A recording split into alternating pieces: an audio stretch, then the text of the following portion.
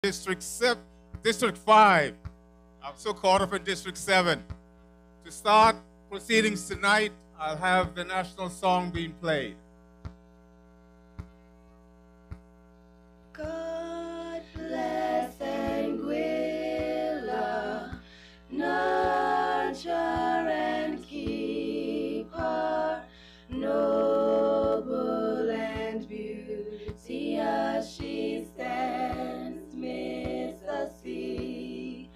O land of the happy, a haven we'll make thee. Our lives and love we give unto thee. With hearts and souls we'll build our nation proud, strong and free. We love her, hold her dear to our hearts for eternity. Let truth and right our banner be. We'll march ever on. Let truth and right our banner be. We'll march ever on. Mighty will make her, long may she prosper. God grants our leaders wisdom and grace. May glory and honor ever attend her.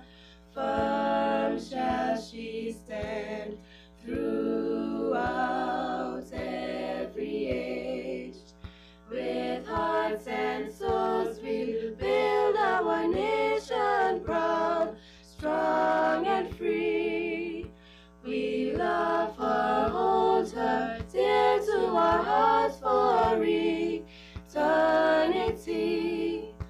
Let truth and right our banner be. We'll march ever on. Let truth and right our banner be. We'll march ever on. To invoke God's presence, we'll ask Miss Irose Connor to come and bring God's presence.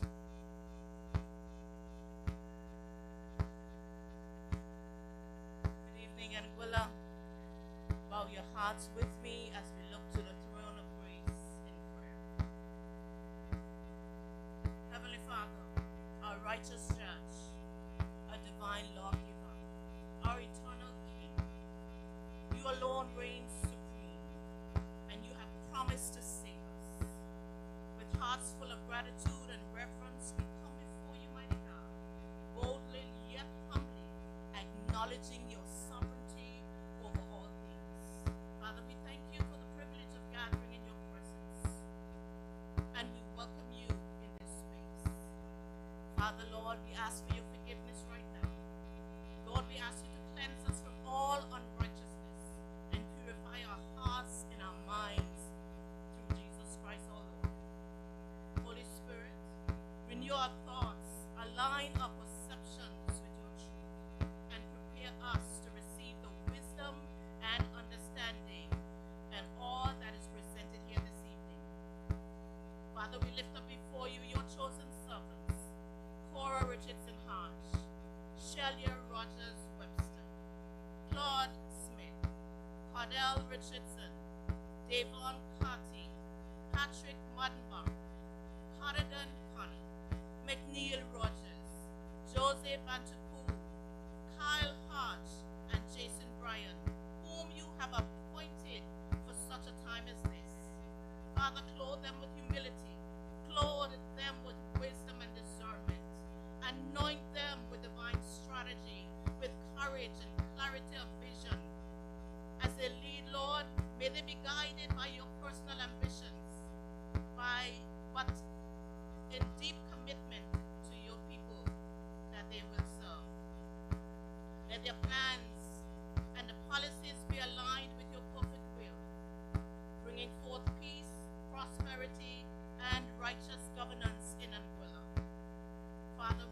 acknowledge that you raise up leaders to govern nations, and we ask that these men and women be instruments of your justice and mercy. May they seek you first in all their decisions, leaning not to their own understanding, but trusting wholeheartedly in your direction. Father, build in them an unwavering commitment to truth and integrity. May they never compromise under pressure, but stand firm in righteousness, searching out wisdom as you have commanded. It is the glory of God to conceal a thing, but the honor of kings is to search out a matter. Lord, let your presence saturate this gathering. May the words spoken here tonight resonate deeply with every heart, inspiring unity, discernment, and wise decision-making among the people. May this meeting be a turning point where vision is made plain, purpose is ignited, and your divine order is established. Father, we declare your covering over this assembly. We declare your covering over your chosen people tonight, Lord God. Shield us from every scheme of the enemy. Frustrate every plan that seeks to bring confusion or discord. And let only your will prevail.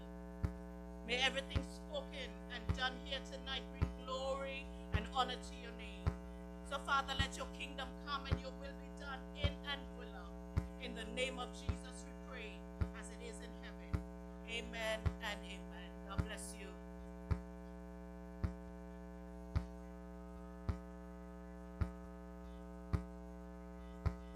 Thank you, Irose. Good evening, ladies and gentlemen. Good evening, fellow Anguillians, whether you're here tonight, throughout Anguilla, or the diaspora. Thank you all so much for coming out as we embrace our new colleague in the Anguilla House of Assembly by the end of this month, none other than DAVON CARTY. Ladies and gentlemen, it is ideal that we're here tonight, one of the main ports of Anguilla, sandy ground. This district that DAVON CARTY would have grown up in. As I said, he's one of our team that will look to take Anguilla forward. Fellow Anguillians, our mantra of the Anguilla United Front is to put people first. All we ask, though, is that you help us to help you. And the best way to do that is to vote right, 5 lights. Tonight, my colleagues will go through a number of areas where we, the Anguilla United Front, as your next government, will make the lives of you, our people, better by putting our people first. Our people are our greatest asset, yet we have this APM government who are doing everything possible to disenfranchise our people, from making it easy. They're disenfranchising us, from making it easy to cast our votes. The victimization of those who do not agree with the APM agenda. We can certainly talk about job opportunities, a lack of job opportunities in the private sector. But we all know that there are qualified Anguillians, both home and abroad, that can fill those positions. But fellow Anguillians, if the government of Anguilla is doing exactly the same, what can we expect of the private sector? My fellow Anguillians, tourism, sports tourism, offers communities a dynamic pathway to both economic growth and socio-cultural enrichment.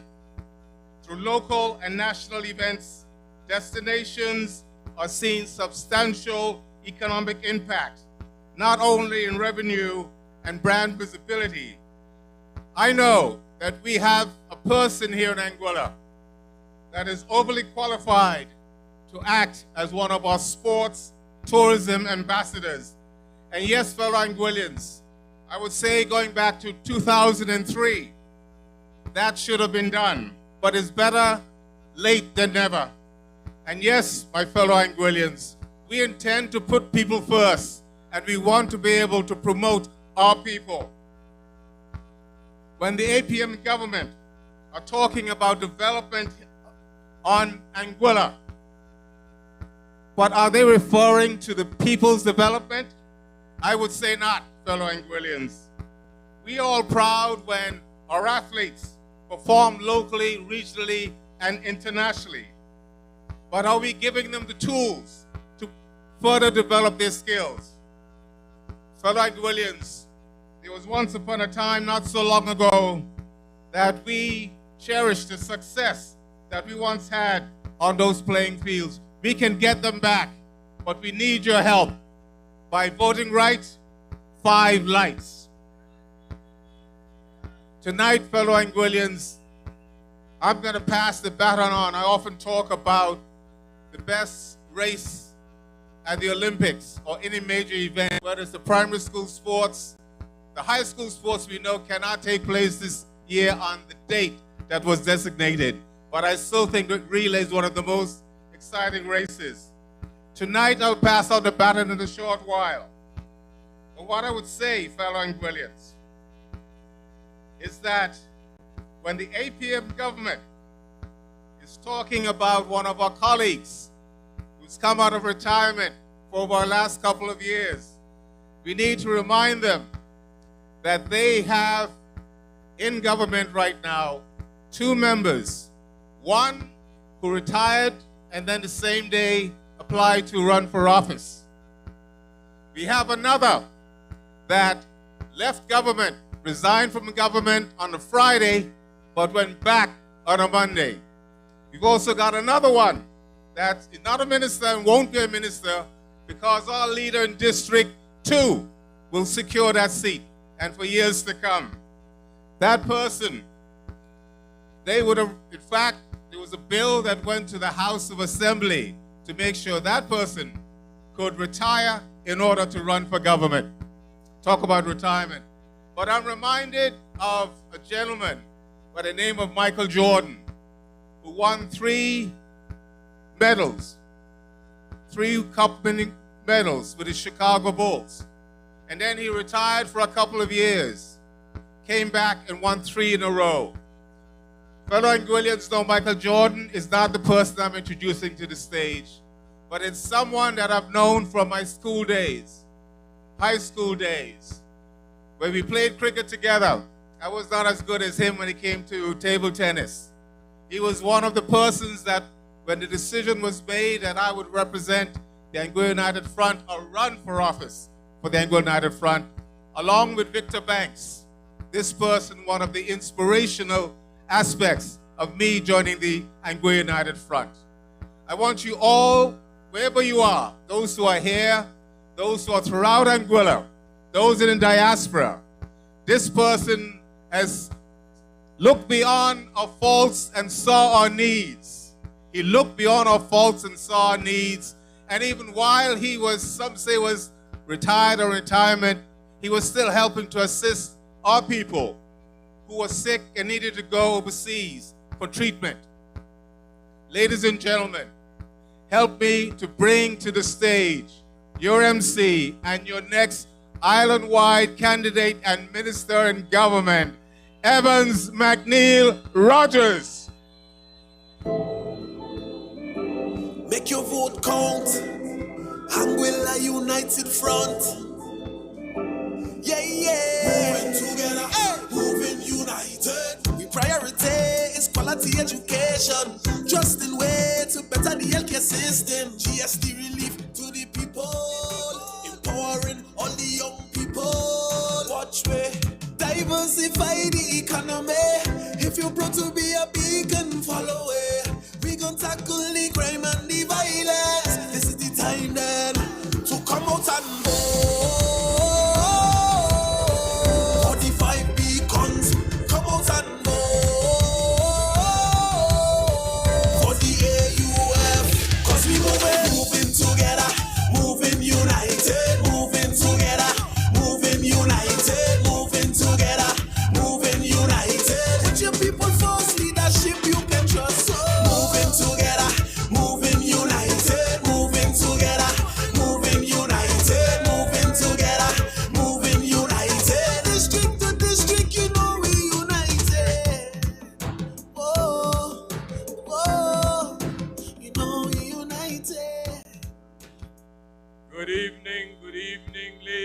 gentlemen, good evening. Good evening to my people who are here this evening. Good evening to my people who are viewing. And good evening to my people who are using the various media methods to look at this meeting this evening. Let me start up front by saying that we are here this evening as the Anguilla United Front in support of our district candidate, District number 5, DAVON CARTY. Put your hands together for DAVON CARTY. And we're also here this evening because, of course, it is 4 at-large candidates along with your district candidate. Let me take this opportunity to thank God for his goodness and his mercies that he has bestowed on me over my entire life. There are events that took place in my life that there is no earthly explanation. None whatsoever. So I have to give him thanks and praises. And before we get into this meeting, I must put out first that there's a lot of chatter out there in terms of my return. They call me a retiree. They said the AUF went out and they brought back a retiree. They brought back someone in Pampers, someone in Depends. But at the end of the day, I just want to remind them that when you put on Pampers or Depends, you must have somebody to change them. My fellow Anguillians, as you know, I would have resigned in 2022. And that was nothing to do with you, the people of Anguilla. I want to give thanks and I want to send out my appreciation to the people in District 3, Valley North, for their loyal support over the years. People in District 3 and the people of Anguilla in general, every single constituency, I would have touched a family of families.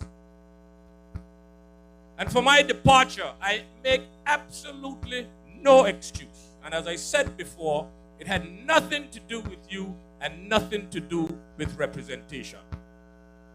The mantra and our principle, not only in this election, but in previous elections and elections to come, is printed on your shirt. It is putting people first. And the reason why I had to depart when I did is because I put people first. And that particular person who I put first is from my genetic DNA.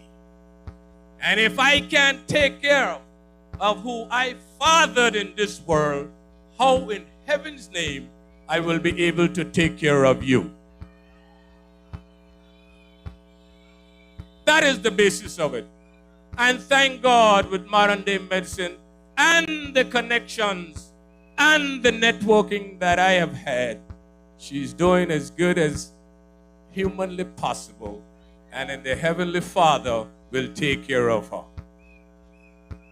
And that was the only concern with respect to me not being a candidate earlier on. And I was always available to guide and direct the younger folks in our party, a diverse party, an experienced party, to move this country forward. Someone told me just a minute ago, E.T., he said, Senator, to keep Anguilla alive, you make sure tell them that they have to vote all 5 and then emphasize the beacon. All 5 to keep Anguilla alive and then the beacon. And there it is. So let us not get confused with respect to APM and everybody else with all the lights and the glitter and the glamour and so on and so forth. This election is a serious election. The future of our country, the future of our youth depends upon this country. And you're going to hear me from this political rush run for the next 25, 26 days saying exactly what I think about it. And there's no liology in this that I'm going to present from here. Everything that you hear me speak from these political platforms can be verified. And I want to make that clear, can be verified. And while it's not about me, I had to clear that up. So when the folks are talking about, oh, he's coming back, he left already, and all sorts of nonsense, I just explained to you and to them the reason why I'm here. And let me go a little further. Imagine someone who supports blue, or imagine the doctor himself making reference to return. Some of them, he said, stay home, stayed home. Others left and they come back. My God. No pun intended, but Dr. Lorenzo Webster should get a big mirror and look at himself in it. That's what he should get. I didn't leave, like he said, I didn't come back to give back, you know. What he came back to do is to destroy and take away. I never left. Never, ever left Anguilla. In my 65 years on earth, I had never spent more than 6 months out of Anguilla. Never. Went to school all over the place. Never spent more than 6 months out of Anguilla. February 9th every year for the Sugar and Water Party. My old man was a loving man, and that was the time when we knew all our brothers and sisters. And we still do it to this very day. And when I was a young man, I was very involved in the carnival spirit. And while I'm here, my dear beloved departed brother, his birthday was the 28th of January. He used to drive the trucks for the pulling of the bands, and I was involved in it. Okay? So I would want to ask the doctor, anyone in this country who was 45 years and younger knew nothing of Dr. Webster. Nothing. And I can speak with authority because he and I sat in the same class at the Valley Secondary School. And when we finished the GCO level exams, he was off to Trinidad to do a dental assistant course. He came back, spent a year, and then he went off, I think, to the University of the Virgin Islands and then head off to the United States. So the question to ask him about me coming back is why the hell he stayed out for so long? Why? There is no institution in the world. And he got wonderful qualifications. MD, ENT from Yale University, Ivy League school. There is no university, no degree in the world that could take you 45 to 50 years before you come back home. So someone has to ask him the question, why did you leave and stay so long? Never left. 2015, he came back to run for election. He wasn't successful. How many of the APM supporters saw him between 2015 and the elections of 2020? How many? How many? These are facts, my fellow Anguillians. He came back, was successful. Yes, he was, because he was elected. And I'm going to tell you something. At the end of this month, when he's no longer the premier, check and see how long you're going to see him in Anguilla after that. You check and see how long you're going to see him after that. And we're going to come to healthcare, you know, because I can put him and his record to the test with my record as a healthcare professional. And it's a disgrace what he has done in healthcare in Anguilla since 2020. And we're going to go through surgical. But first of all, the question up front, why did you leave for so long before you come back? Okay? That's it. And then to talk about progress. Yes, for progress. Who wouldn't want progress for this dear beloved country? But progress at the expense of what? Who is progressing? Are you progressing personally? You have to answer that question. Are you progressing? And when they talk about, oh, if the Anguilla United Front comes to office, they're going to stop the airport project. Come on now. My people cannot be so gullible. How in heaven's name you're going to stop the airport project? Why didn't they stop the Valley Polyclinic? Why didn't they stop the other projects that were ongoing that they cut ribbons? Nobody was against the airport project. You just have to prioritize how you're going to do it. I touched down on American Airlines yesterday afternoon. The pilot said, this is one of the shortest runways that we have in our system. There's no need to panic. When I touch down, I will press hard on the brake. I said, wow, he probably must believe that I'm a politician for real. Because I heard the Honorable Celia Rogers in the House of Assembly explain the rationale about developing an airport. And I saw the Honorable Kenneth Harrigan here. Thank you, sir, for the amount of work that you've been doing. The young folks, you all need to listen to a little bit of history, because the airport project isn't anything new. Nothing new. And one of the members, one of the ministers of government and the entire family was involved in terms of the airport extension. One of them. Nothing new. Lengthen the runway first, because a plane don't touch down on a terminal building. The airport is there. And if you would recall, in the elections of 2005, it was a PCN. What the PCN was? The airport business, land issues, resurfacing, and all of that such. So the airport is necessary. Lengthen it and then build your terminal building, because the plane lands on the strip, the airport strip, and not in the terminal building.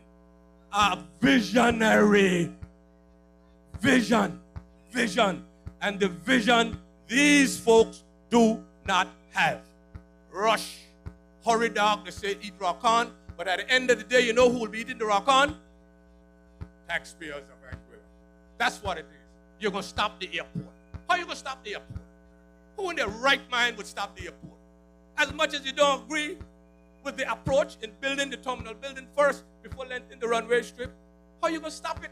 Does it make sense to stop it? Come on, man. My people, the electorate, my people, look at it. And then they got the gall to talk about, oh, if the Anguilla United Front get in office, try to keep them out. Because if they get in office, they're going to stop the senior shield and the junior shield. I never hear more nonsense. When the AUF get in government, they will improve the senior shield. I am one who stands here in support of junior shield and senior shield. But let me explain to you this.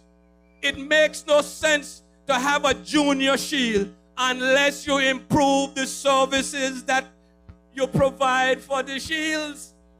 Because if you got a senior shield and you can't get medication and you can't get certain tests and certain procedures done, come on. That's right. You got to go again and go somewhere else. If you're going to talk about the senior shield, you must be able to sit down with Hughes Medical Center, Dr. Hughes. You must be able to sit down with Paramount Pharmacy. You must be able to sit down with Eel Pharmacy and work out an agreement.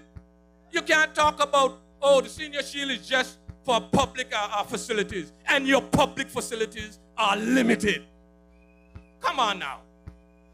You're going to talk about junior shield. Junior shield. The very pediatric incubators that up in the refrigerator, up in the hospital.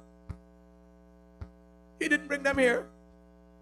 The laparoscopic tower that he uses from time to time for operations, he didn't bring it here. He met it here. And if you have 1,200 children ages of 0 to 6, and you're going to have one pediatrician, you have to look at, especially if government is covering it and saying, hey, you know what? You're free to go and get medical care. You must look at those things before you talk about the shield. And the shield is a good thing, But you have to improve the services. And you must make connections. Must make connections. Got to. And I want to say this. At the end of the day, our country, this election, is the most consequential in our lifetime. I want to go on record and saying, oh, look at some of the younger folks saying, oh, look at this government is doing something. Look at the infrastructure. Look at it. And there's nothing wrong with concrete. There's nothing wrong with infrastructure. We all say yes to progress. But the progress must be properly organized and put together. And when you look at this minister of infrastructure who are up and down all over the place, chatting a bunch of nonsense about infrastructure. Infrastructure is nothing new. If you go back to some of the young folks and you hear about Nashville Webster was a minister of infrastructure in his day. And there are a number of things that you can associate with Nashville Webster. The Honorable Kenneth Harrigan is here this evening. There are a number of infrastructural projects, including the airport, that you can attribute to the Honorable Kenneth Harrigan. Don't talk about roads, because there's no minister yet to do more roads than Kenneth Harrigan. I was in government with him. When the Honorable Osborne Fleming was chief minister and the Honorable Victor Banks was minister of finance. Osborne came to executive council and said, Kenneth, where you going to get the money from to pay for this work? He said, do what you done do. So we got to try to find something for it. Osborne said that he went away. When he came back, Kenneth had roads paved up in Sifadas where nobody even lived, he said. And I can say this without exception. In Valley North, he said, son, I got to make you look good. I'm going down there and I'm going to pave all the roads. And he did. And we didn't have any GST. Now we didn't have any .ai money. That's what you call progress. That's what you call progress. And when you look at Kenneth, and you look further than that, the Honorable Belto, Albert Hughes, who was also a minister of infrastructure. There are so many things that you could attribute to him being the minister of infrastructure, because infrastructure is tangible things that you can see. And you can look at Coretta Richardson when he was minister of infrastructure. A number of tangible things that you can see. So what? Hayden is running up and down, but he's minister of instruction, he's doing this and doing that. Nonsense. Is he the only minister of infrastructure that you have seen tangible physical growth in Anguilla's landscape under? That's the question you've got to ask. And that's the question that my team, when we're doing the groundwork, and when you come up against those sort of questions, these are the questions that you must ask, because not the first. And you know what? Since he's bragging and boasting about infrastructure, and he's done so well, I wonder how well he would do if he was the Minister of Social Development. He was the Minister of Education, Health, when you can't see tangible things. And under social development comes a lot of things, you know. It's social development, assisting people. Because homeboy don't even buy a ticket to travel outside Anguilla unless he's part of government. 2000, check the record, 2010 to 2015, the most time he traveled. 2020 to today, the most time he traveled. And you're going to talk about infrastructure projects? Go into social development, man. Go into social development where you got the indigent, where you got to help, where you got individuals who would be, for one reason or another, delinquent in terms of their obligations for child support and all those sort of things. You don't see those things. Go into education, you don't see them. And when you talk about education, the state that it is in, and you talk about health, the state that it is in, and we're going to come to that. I'm supposed to be the chairperson but an old politician. So when I start to talk, and I ain't touched my notes yet, you know. I ain't touched them yet. And I had a lot of time to think and make jottings. So what I'm saying to you all this evening is that we are here. We are here in support of a team. And let me say, thanks to the many individuals who would have called and text and WhatsApp me from one place to another. 300 every day, 310, 320 WhatsApp. Thank you. Congratulations. Welcome back. I want to thank you all. But here is the message that I want to say to you all. This is not about me. And I'm not going to say like what Hayden said, I think it was on Radio Anguilla or someplace like that if you don't vote for Quincy or don't vote for him. I am going to say to you, my people, that when you're going out to vote for me, vote for all of the Anguilla United Front candidates. I know that there were issues in last election, teething problems with the at-large candidates. And there were folks who told me, just within the last 24 hours, Senator, I went out and I voted for you, you know. But I didn't understand that large thing, so I only used one vote. So I'm saying to you now, and we'll put up and continue with the meetings, and we're going to bring it around house to house, how to vote. And while we're on that voting, let me reiterate and emphasize. You're going to vote for me? Vote for all 5. That is the district candidate and the 4 at-large candidates. And the 4 at-large candidates, 1, myself. 2, Kyle Hodge. 3, Jose Vanterpool. And Brother Jason. All 4 of us, plus your district candidate. Last election, I spoke about mixing and matching. That was done. Individuals would have said to me out of Valley North, Senator, we got you. But we got to give Kyle once. Kyle's just to no wrong man, you know. We got to give him 1. What could I tell him? Don't give him 1 this time, give him 2. Because he's on the right team. On the right team. A champion among champions.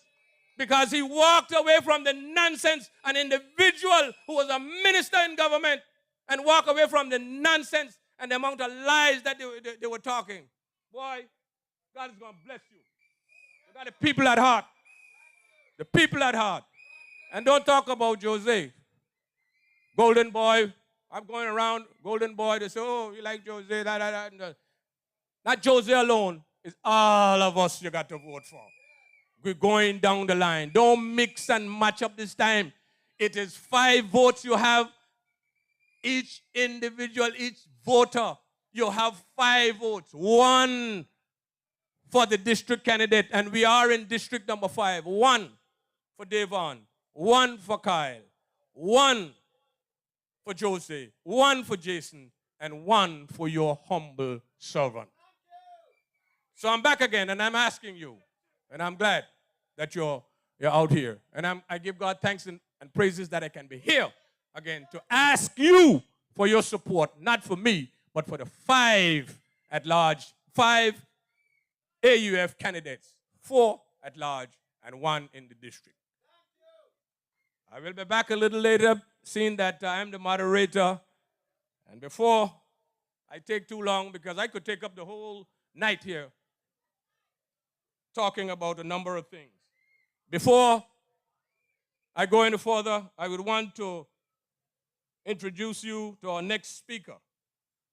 He has come forward again. Another one who was part and parcel of the APM mechanism and realized how dangerous, devious, and demonic they were. And he's seen the light, and he's come forward and put his hand up, entered the ring. This is in District 6. None other than Patrick Mardenborough. And before I call him up, I would want to say my student, because I taught him in school. Brother Patrick, it's your time. come and tell the people of Anguilla what you would want to do for them over the next 5 years. They will tax your utility and food bills. Will increase the cost of living by 20% in Anguilla. Your restaurant tab, meals, and tourism stays. How can you tax a dead economy? And transportation services will be taxed. And if you are not compliant, you will be in so much trouble that you might as well close your business. Same way, like similar to Anglia, where you will not entrust one of your national assets to people who are not best positioned to manage it. My focus is to ensure that the boys from Chinatown to the quarter block have access to their representative. So the question I ask them is, if you have a problem with a specific person, why are you coming to me? Yes, I. Good night to the people of Road North. And let me start by saying, play the song again, because we're going to beat them at the election and we're going to beat them at the dancing competition. Trust in way to better the healthcare system. GST relief to the people. Empowering all the young people. Watch way. Diversify the economy. If you're proud to be a beacon, follow it. Follow it. Don't tackle the crime and the violence. This is the time then. So come out and vote. 45 beacons. Come out and vote. For the AUF. Yeah. Moving together. Moving united. Moving Together. Moving united. Moving together. Moving united. One leader. No East leader, no West leader. Good night to the people of District 5, because I can't wait to get in District 6. Let me say good night to the people who's listening via the live stream, via Class FM. Thank you, Hammer. You have come to realize the danger in APM. And good night to the Anguillians abroad that the Premier called tourist voters. But tonight, we are here to give our support and your vote to none other than Mr. DAVON CARTY. I want you to rally behind him. And while you're rallying behind DAVON, you're going to rally behind the 4 lights. And I will tell you tonight, all lights will be shining bright. Let them talk. Let me begin. You guys elected Mr. Coretta Richardson. And he's actually my good friend. I must say, Merritt is my good friend. But he get led astray. But he have abandoned the people of Sandy Ground, North Hill, and South Hill. He has not represented you. He's my friend, eh? He have not represented the people of District 5. But I'll ask one question. What have he done since he was elected? I'll give you a few minutes to say one thing he have done. He have not represented you as a ministerial assistant. No representation. He is now the parliamentary secretary with a portfolio responsible for sports. Did he do anything for sports? Can anybody tell me at this meeting what he have done since he was elected? If you want 10 minutes, I'll give you 10 minutes, because we can play the song. Actually, taxes will Taxes will always increase and people. But you know what happened? You cannot blame the taxes alone for the cost. I will show you why you have to elect DAVON CARTY and these 4 lights. First of all, let's look at the issues. Why the residents of District 5 had to fix the basketball court in North Hill, when Mr. Merritt Richardson was the parliamentary secretary responsible for sports. Did he help? No. He didn't do anything. So the residents of District 5 had to take it on themselves and address the issues at the North Hill basketball court. They say Carty missing. I saw Carty doing a lot of things in District 7. But Merritt have done nothing. In Santa Ground, name something. Let's go. Not the bathroom. Aristotle did that. And then he came down and he take a photo up by the bathroom. What a shame. Social development issues right here in the district. Name something. Young people, you are here. You need long-term employment. Did he offer any solutions to that? You tell me. I didn't hear nobody say anything. Did he offer any solutions to long-term employment for the young people of Anguilla? All right. Now I'll compare him to Mr. DAVON CARTY. Because you know DAVON. He's with the young people on the corner. He's with the young people going to school. Those who are looking for better employment, he's with them too. District 5, DAVON is a person you must elect. He's committed to building opportunities for the youths, for our culture. He was the chairman of Anguilla Summer Festival. He opened up a lot of eyes. But let me ask you one question. You had problems with boat racing. Did you hear Merritt? No. He's very silent. Anything that affects the youths and the people of District 5, he's silent. So let me tell you tonight, DAVON will be a light, a guiding light for the youths of Anguilla.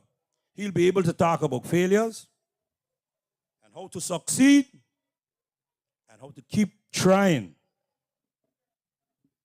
Let me show you why the reason Mr. Merritt Richardson have failed District 5.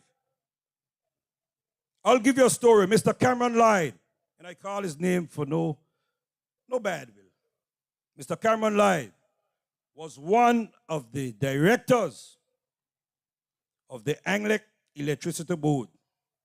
When the board made a decision to hold government accountable for the debt they owe.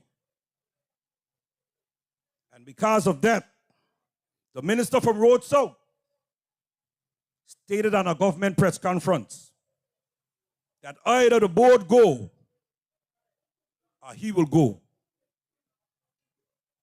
What did Merritt do?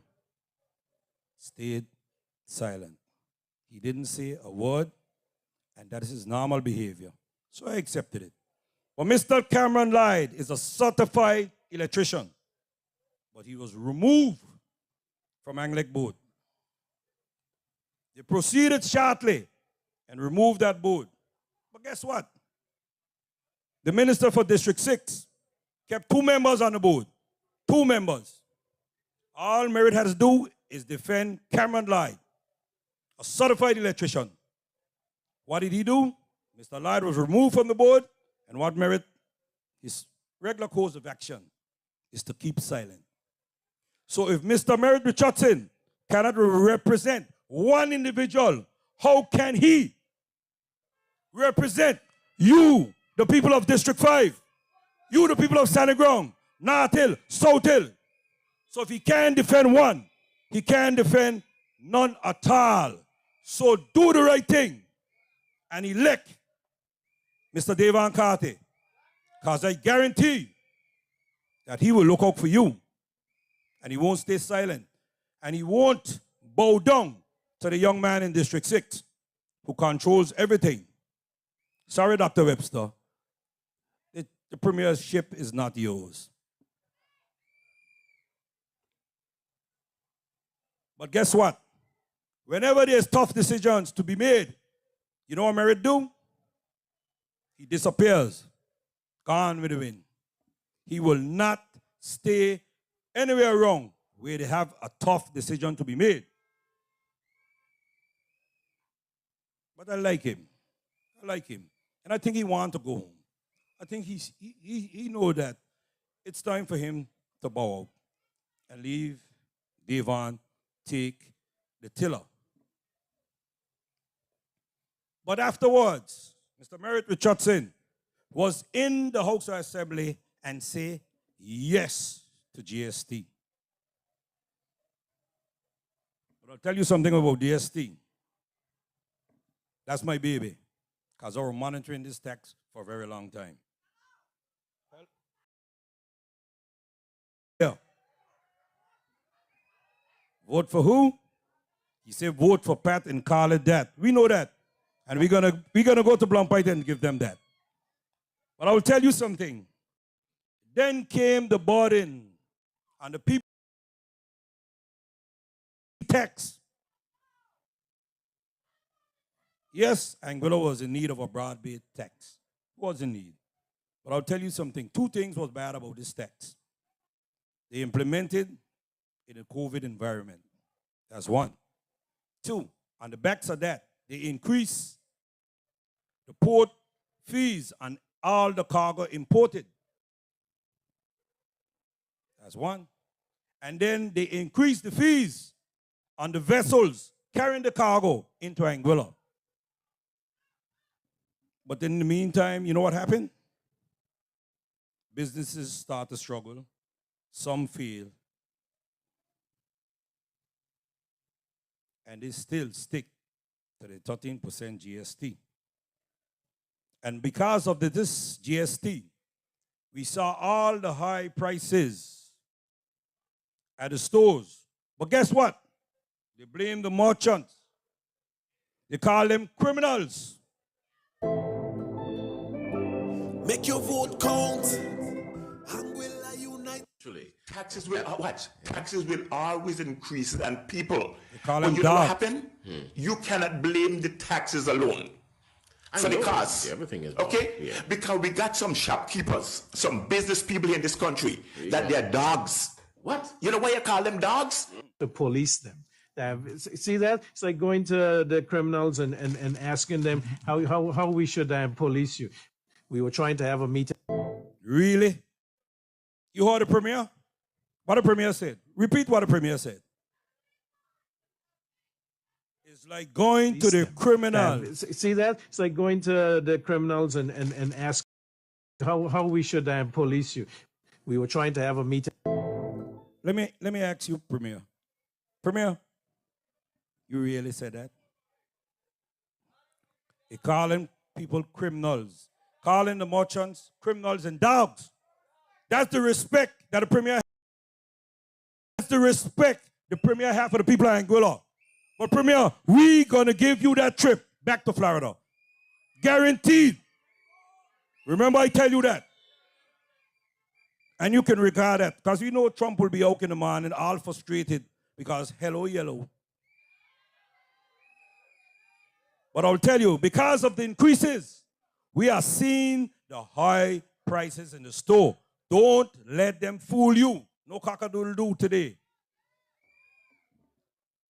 This AUF team, this reliable team, this caring team, this team that is going to put people first, did the work for the APM government. And I must say, they listen. We rolled out the GST relief plan, which the government called laughable, disgusting, and said it could not work. You heard them. You want me to play the tape? I have all the recordings, because you guys do not care about Anguillians. Right on the heel of the election, what did you think the APM government did? You tell me, because you saw it. They hold a big press conference, went to the House Assembly, removed the 13% off of the food. But for 3 years plus, you suffered under that tax. people had to put back stuff on the shelves. And no, because you want to get re-elected, you walk around with your chest high, we remove the duty on food to fool the Anguilla people to be re-elected again. Dr. Webster and Mr. Hughes, it won't work. You guys going to fight internally, but we have a united team. You have a team with 5 lights. No mix and match this time. Kyle is here.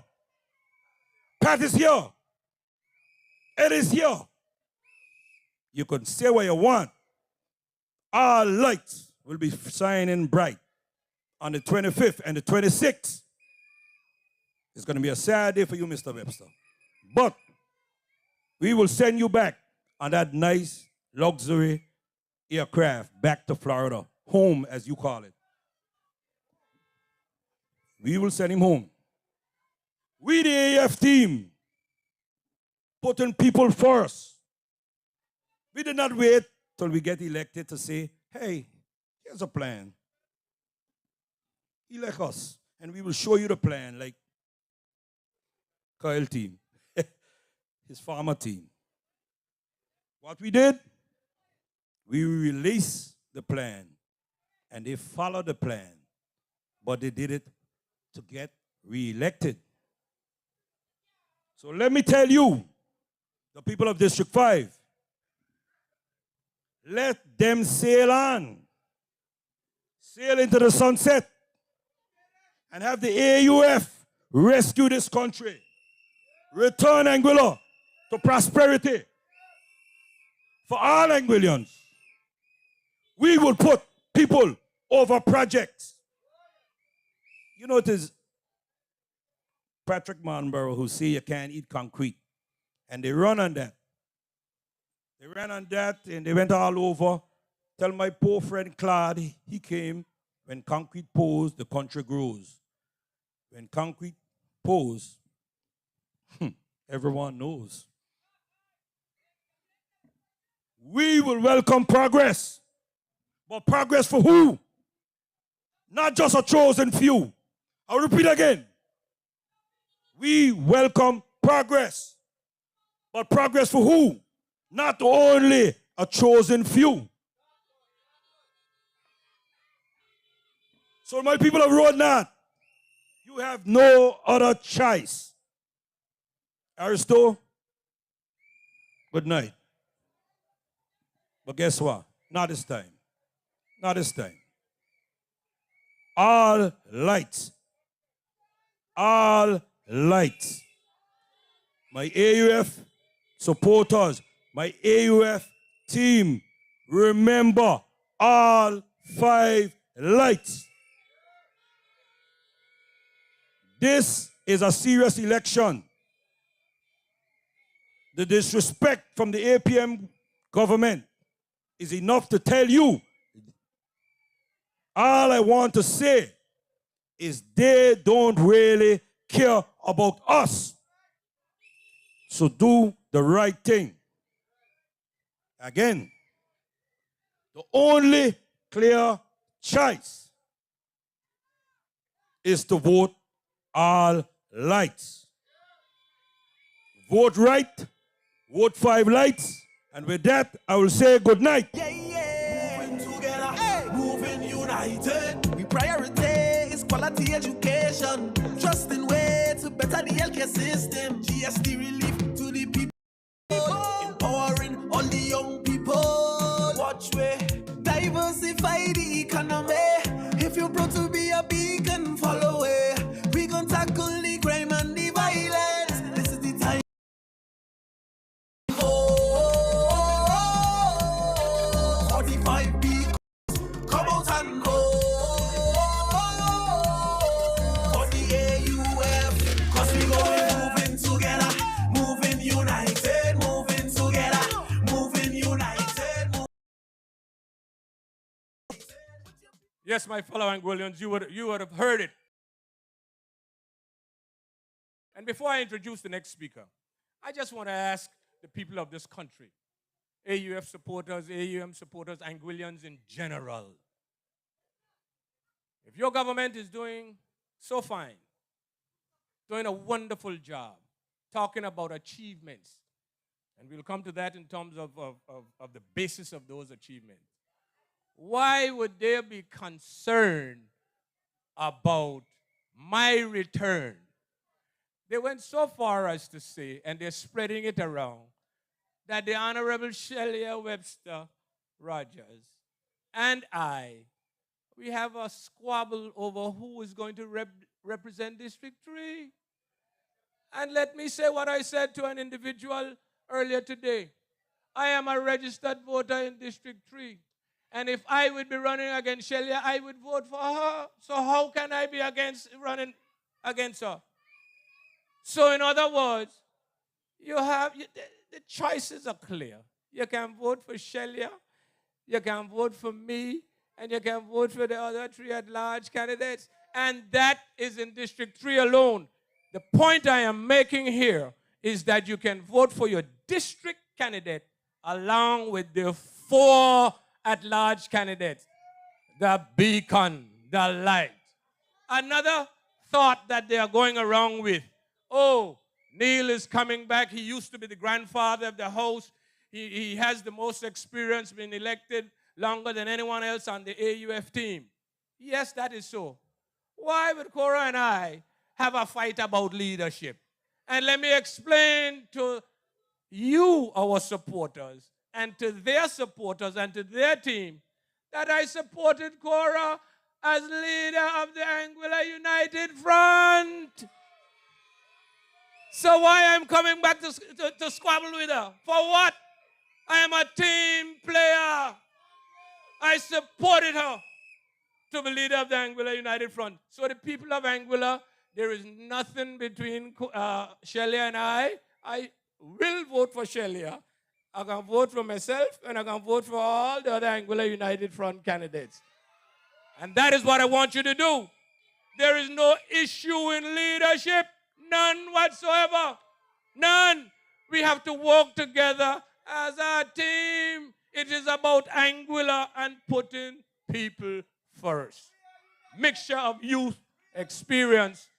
And here we go. I introduce to you none other than the Honorable Island-wide candidate, Mr. Jose Vanterpool. Make your vote count. Anguilla United Front. Yeah, yeah. Moving together, moving united. We prioritize quality education. Just in way to better the healthcare system. GST relief to the people. Empowering all the young people. Watch me. Diversify the economy. If you're proud to be a beacon, follow it. We gon' tackle the crime and the violence. This is the time then to come out and vote. 45 beacons, come out and vote. For the AUF, cause we moving together. Good night, District 5! Good night to my AUF family! I want to make a quick apology. We are officially in February. So to all my Pink House Panthers, please excuse me, but hello,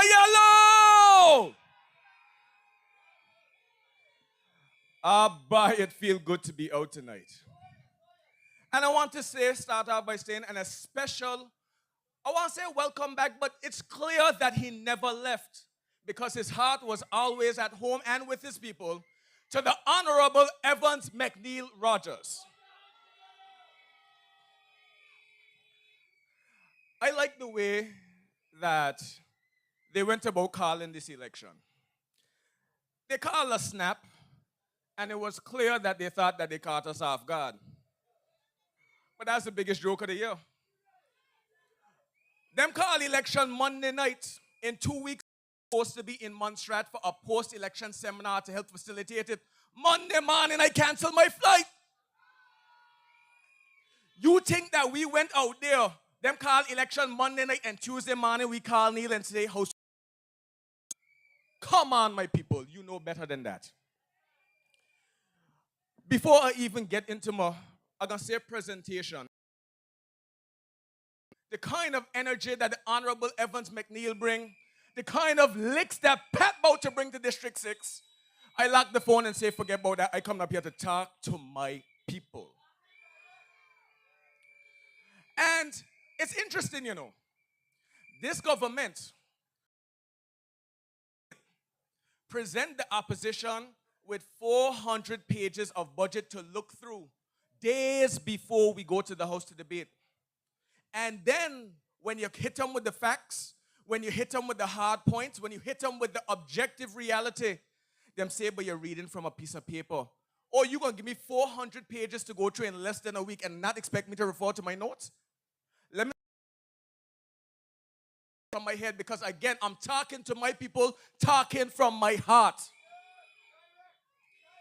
Let me start off by saying a special good night to my District 5 family, because a lot of people don't know. I got a lot of family right here in District 6.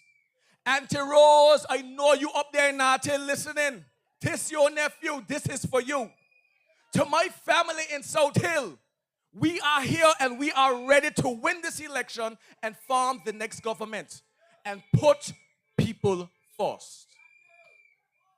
And to the people of Sandy Ground, while I don't know if I have any biological family here, I want to take a special moment because, as I said at our last rally, I don't get into arguments over which district is better than the other.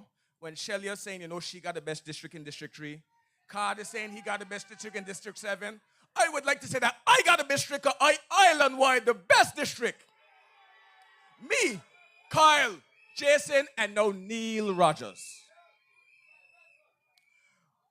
But let me start off by saying, as I thought about coming here tonight and thinking about this district, I also want to give a special good night and a special shout out to someone who I met last campaign trail when we were going house to house, but someone who I became very close to over the last 5 years, well, 4.5, because you know them call it a little early, as a representative of this district and the whole of Anguilla. And that is my dive master, my mentor, Douglas Dougie Carty. I want to give a special shout out to him because he's a community leader, a family man, a mentor, and above all, his heart is with his people and his heart is with the ocean. The reason I want to give a shout out to Dougie, when we were going around campaigning last election, I stopped at his house. We were speaking about different issues. I met him and his mother. And I promised him then that, you know, after things settle down with the election, I come in scuba diving with you. He said, yeah, I hear that from a lot of people. And above all, who's me but to trust a politician? Let me tell you about how the other day me and Dougie were chatting. And we had the biggest laugh because he said, buy one thing, Jose. You're one of the only politicians I could say, make me a promise, and did deliver. Let me tell you, to the people of Anguilla, it is such a pleasure to be here with you tonight as we celebrate your next representative, Mr. DAVON CARTY. Let's hear it for him.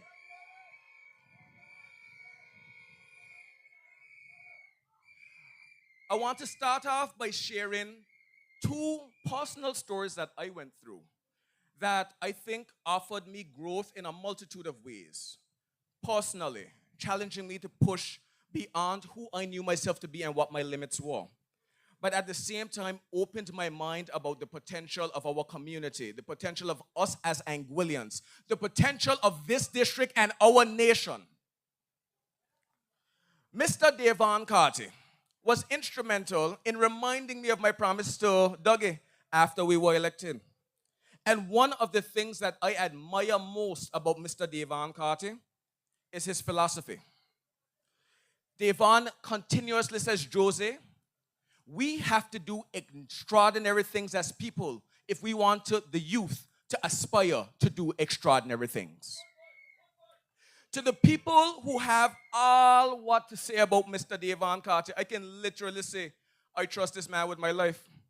And the reason that I could say so is, well, their government goes out and touting and talking about the blue economy. We go and we visit it regularly. We check on it. We preserve it. We go down there and we live it and we experience it, and we want to bring it back to all the people of Anguilla and share what we have here, our national treasure, with the world. DAVON was instrumental in not only getting me into diving, but several young Anguillians. When we talk about the blue economy, they're going to go and say that they put a dive tourism policy in place.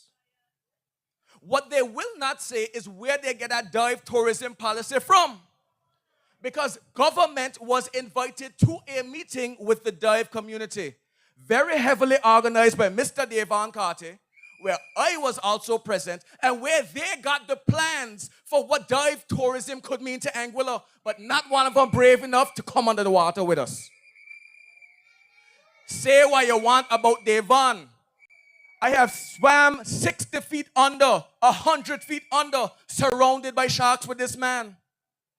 Towards the end of last year, we did something that I said, Jesus Christ, I know, DAVON, you say that we have to give them something to aspire to, but we really going diving in the middle of the night? Who was my dive buddy? You're down there 60 feet under in the bottom of the ocean. If you think you don't know what around in the day, try diving at night. Put one step past that, try locking off the lights. But at the bottom of the ocean, who was it? Me and DAVON and myself. Only person who had our back other than the dive master was God. But that's the kind of faith that we got. And those are the lengths that we are going to go to inspire the people of this nation, the youth of this nation. The two stories that I wanted to share that took place over the past 4.5 years that were instrumental to not only my development, but were directly linked to this district. The first of it would have been around Anguilla Day 2023. I'm sure all of us remembered that unfortunate moment that when the boats were setting sail from this harbor for Anguilla Day 2023, when the satellite sunk right in the harbor. It was quite unfortunate. But the next day, I reached out to the dive master. I said, dive master, he put it in our group chat, they're going to dive up the satellite. I said, but dive master, I don't know much about rigging or de-rigging a boat, but I want to come along. The more, the merrier. So all of the next day, all of us met at the wharf, strapped up with our gear, and went out to see where the satellite was. There were many things about that experience that were fundamentally inspiring to me. First of all, while it was a satellite that sunk, it was not only members of the satellite that came to bring that boat back up. You had people from the real deal, people from the satellite, people from boats all over the place, because even though they compete and they are fierce competitors when it comes to boat racing, we are all one people, all united, and it is our national sport. We dove under the water. I walk with my GoPro. I know nothing about boats, but I say, you know what? I could document this experience and share it with the other people of Anguilla. And oh my, I didn't expect that to go as viral as it did. It showed the perseverance. It showed the dedication. It showed the investment and the hard work that these people are willing to go through for the sake of preserving our national sport and making sure generations that come after are able to experience and appreciate it. If you think that is hard to rig or de-rig a boat on land, imagine doing it at the bottom of the ocean. When you look at the investments, the hard work, and then you look that last year, despite this government bringing in some of the biggest money, the biggest budget that they had never seen before, we had the boat racers on the brink of striking because they were not supported by the government. The government said that they should go sell chicken and have fundraisers. How many $3 chicken you got to sell to raise the 33,000 deficit that government put them in? And for clarity and context, for the people who may not understand that deficit, the president of the Boat Racing Association would have laid out the budget that, given the money for government, as well as all of the events that they are expected to put on during the course of the year, they start off $33,000 in the red. You mean to tell me that when we're talking about a $526 million budget, we can't do nothing for our national sport? In fact, this was the first time that I actually realized that boat racing is not actually formally recognized as our national sport. It's not there in legislation. So my question is, why didn't they legislate it? I know Carty went to the House, and Carty encouraged them to legislate it. Why they didn't do it?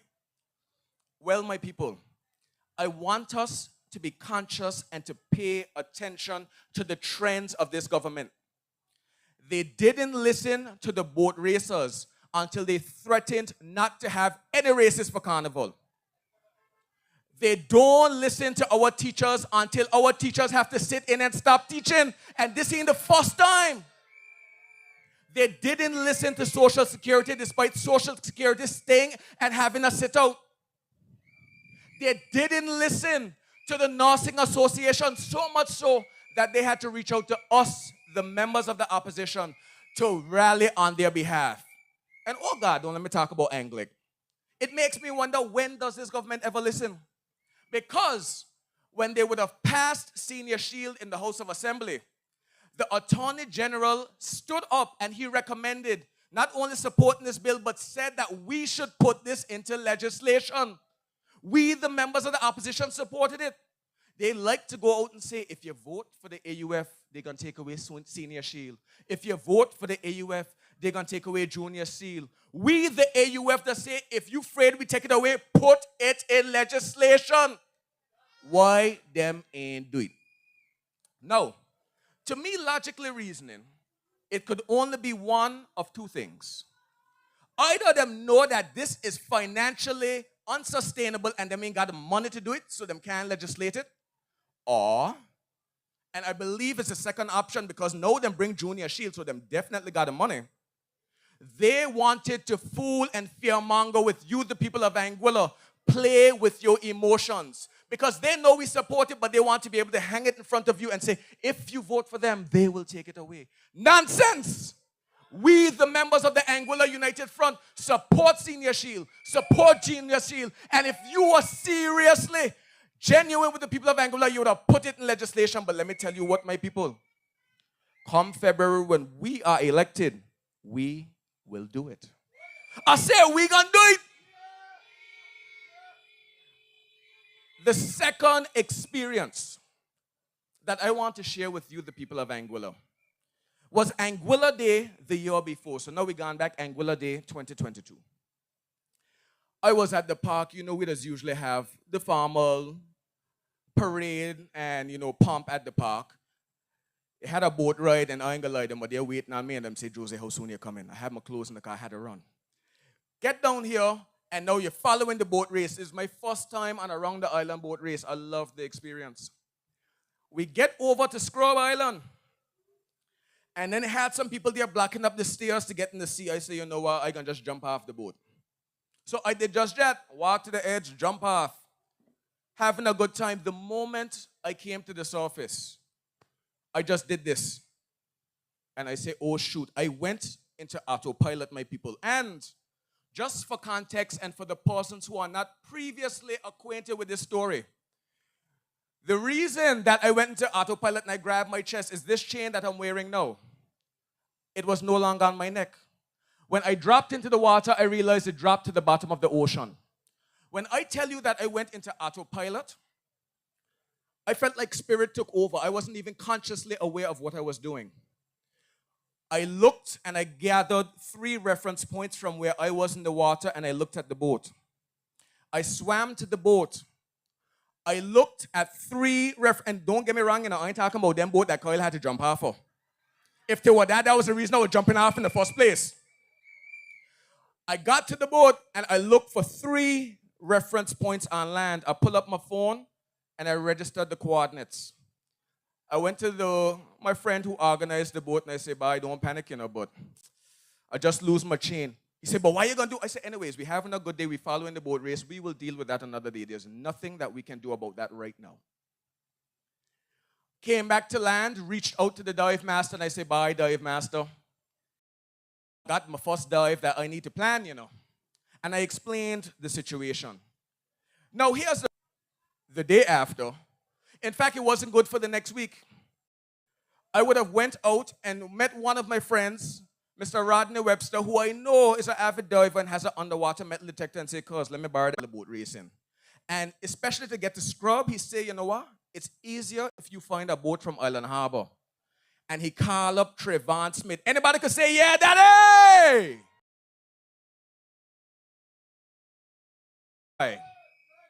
Because the dive master gave me my equipment. I went over to Island Harbor on the wharf. Me, Trevon, and one other Smith, my cousin, who was the captain at the time, we made our way over to scrub. We got as close as we could to those. I identified those 3 landmarks from the boat as best as I could based on what I remembered and the pictures and videos I took, and we drop anchor. Me and Trevon strap up our equipment, down we went. There for 5 minutes, 10 minutes. And you're just, and really and truly, you would think that if you got rough waters for 9 days, the chances of you really finding this thing that you lost is probably covered in sand and gone. And say that is not the mentality. We are already here. You got 40 more minutes of air in your tank, so we're going to be here for another 40 minutes. And if you got to fill it again and come again, fill it again and come again, we will come back and find it. Up we go. That showed me the importance. And my people, it is a lesson that I want to share with so many other Anguillians. If that Anguillians are capable enough, I know that we are. Our people can do great things. Linked with what the Honorable Representative, Mr. Evans McNeil Rogers, always used. Prior preparation and proper preparedness prevents poor performance. I get rattled or flustered, I really don't care about what. I get rattled or flustered, I really don't care about what. I saw a comment at one of the recent APM rallies where one of their ardent supporters would have said, Jose is not qualified to lead. Jose is not qualified to be elected. And for me, it was just like, okay, well, if that's your opinion, that's your business, because you can make some people happy. I ain't worried. But the reason that I want to reference this is that I was approached by a supporter about that comment. And they encouraged me to address it. And I do not like to toot my own horn. But at the same time, they encouraged me to say, you're not tooting your own horn. There are people who in this election don't know who you are. They encouraged me to come out and say who I am. And so tonight, my people of Anguilla, I'm pretty sure many of you know me, but allow me to please reintroduce myself. And as I do so, I want to compare and contrast, as the Honorable Evans McNeil Rogers usually says. And what I want to contrast between, I had to reflect. Who was the Jose that came to you, the people of Anguilla, the people of District 5, the people from Island Harbor to West End in 2020 and said I was qualified?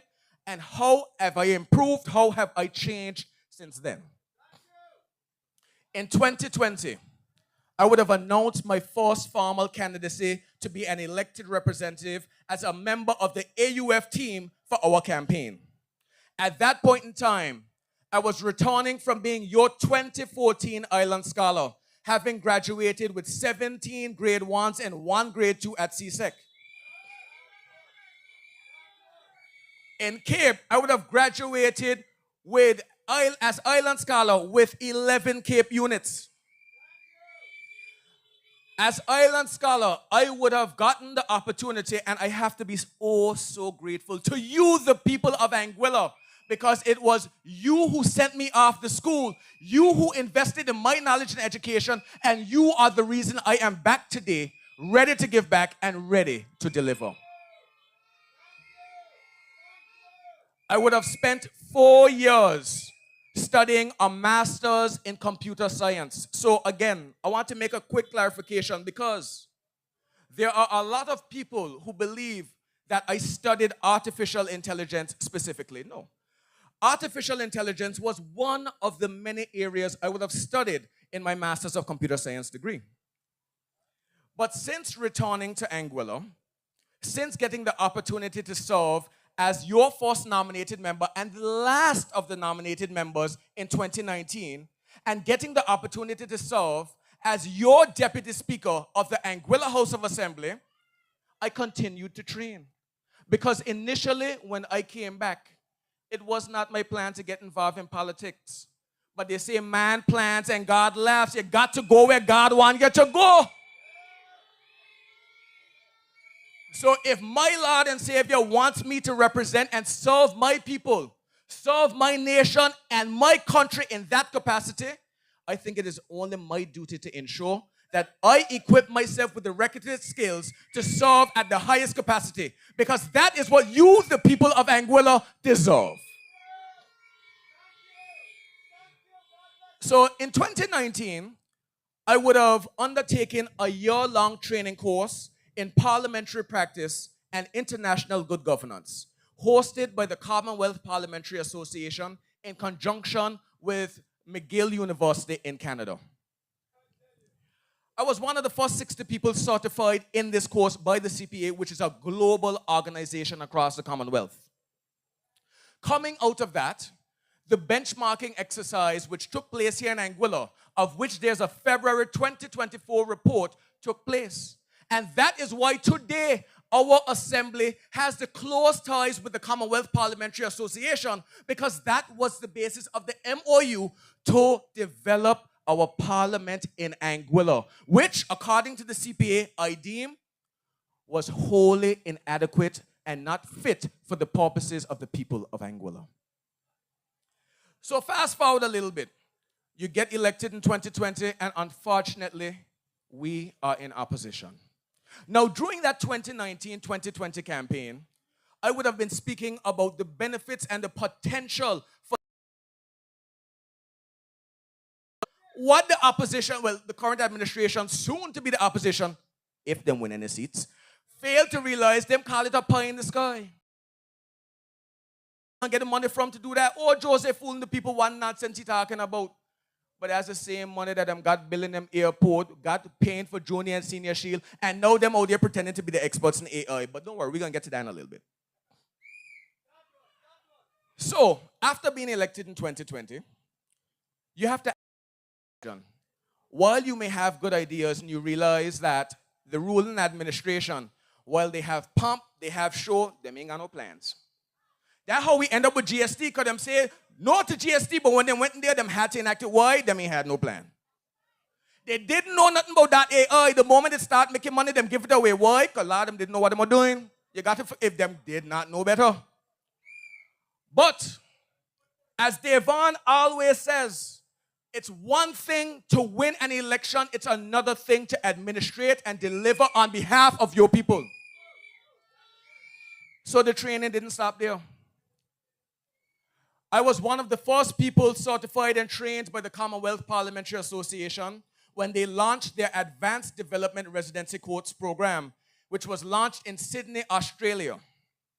It was a 10-day course for experienced parliamentarians from around the world for us to come together and find out how do we continuously build the institution of parliament to make sure that the institution benefits the people, the constituents, the nations, and the people of the nation who fundamentally it is designed to serve. Of the first 36 people they are trained, I was one of the only 3 in the Caribbean. One of the first 3 in the Caribbean. And at the end of the day, the records will show that Anguilla was there represented and helped lay the foundation for international plans. And after realizing that this government has a lot of talk to go on with, but no plans and no substance to back it up, I realized that while I would have previously talked about the potential of .ai and how we can leverage it, because my people, the .ai domain is one thing. How we can use it, its association to Anguilla, and its association with artificial intelligence for our nation to benefit is a completely different thing. I still waiting. I'm saying that the AUF ain't got no plans. I ain't give them my plan yet, because I'm waiting to hear what them got to say, because them like to listen, them like to write down, them like to pretend it's them own. But my people, I realize that proper planning don't just come from having a good idea. In May of this year, an honorable Honorable Neil, where you're gone, I want you to pay special attention to this. Because when I graduated with my master's, the biggest issue that Mr. Rogers had with me, he said, but why you stay and do your doctorate? Well, my people, for the past 2 years, I have been invested in attaining my doctorate in business administration. I have spent the past 2 years studying, learning, and further preparing myself, qualifying myself to make sure that we are not only capable to come up with ideas, but capable to deliver as the Anguilla United Front team. So leave them say what I want. I have been studying advanced economies, emerging economies, small island developing states, and looking for the differences, the mistakes they made, and the benefits we can get by digitizing our economy through positive and sustainable and truly transformative transformation, while figuring out what are the pitfalls we need to avoid. And my people, proper planning and prior preparedness prevents poor performance. And one of the things that is critical, because when I did that study, one of the things that is critical to successful and transformative transformation is not only a clear vision, a clear plan, but leadership that knows what I'm doing. Go to government and ask them if they know what I'm doing. We don't know the answer to that, not a thing. So my people, to Guyana, on behalf of the Commonwealth Parliamentary Association, to speak at the conference for the Americas, the Atlantic region, and the Caribbean region, one of the highest conferences for our region in this part of the world, to talk about artificial intelligence, the benefits it poses to our region, and the potential for our people to close what's known as the digital divide. My people, I tell you this now, and this ain't no pie in the sky, don't listen to what they have to say. We are positioned and have the possibility to put Anguilla in a place where it's not only associated with AI, but where we are truly the artificial intelligence capital of the world. Where we are the tech hub of the region. Where we learn from Estonia, Singapore, the digital transformation plans in India to make sure that we don't have to burden our people with taxes, but that we could generate over $1 billion economy while making sure that our people are fundamentally the beneficiaries. Now, I see the party chairman give me the look, which I guess means that I'm going on a little too long. But what I want you, the people of District 5, you, the people of Anguilla, you, the people from Island Harbor to West End, to realize is that it's more than about having a social media government. It's more than looking good on Facebook. You need leadership that has vision. You need leadership that has plans. You need leadership that is competent, capable, and of all, and most importantly, leadership that cares. You need leadership that puts people first. When we talk about healthcare, it's not just a buzzword. We bring Neil back to fix what the doctor couldn't do. When we talk about AI, we talk about not giving away the golden goose, making sure our people benefit. Let me not even talk about them 200 nautical miles we got, because I'm going to talk about fishing. But leave them come down and explore, because if you think that this perfect paradise that we got up here is really beautiful, thing on nothing and what you got down there. But we have the plans to maximize on that, to make sure that you, the people of Anguilla, the youth of Anguilla, the future generations of Anguilla are the ones who stand to benefit. And that's why come February 25th and February 26th, the people of District 5 going to vote for DAVON CARTY. The people of District 1 going to vote for Claude. The people of District 2 going to vote for Anguilla's first female premier, the Honorable Mrs. Coretta Richardson Hodge. The people of District 3 going to bring back Shelia. The people of District 4 already know it's vibes alone because Cardell coming home. By the people of District 6 already know Pat driving the licks. And the people of District 7 ain't got to look for Cardi because they know he ain't leaving his district and he ain't leaving the House of Assembly. But when you vote for your district candidates, I want you to vote for me as your island-wide candidate. I want you to vote for Kyle Hodge, Jason Bryan, and Evans McNeil Rogers. We want to vote right, all 5 nights, because Team AUF bringing this home in February 26th of 2025. Then ring the bell and we bringing this home. Thank you, Anguilla, and thank you, District 5.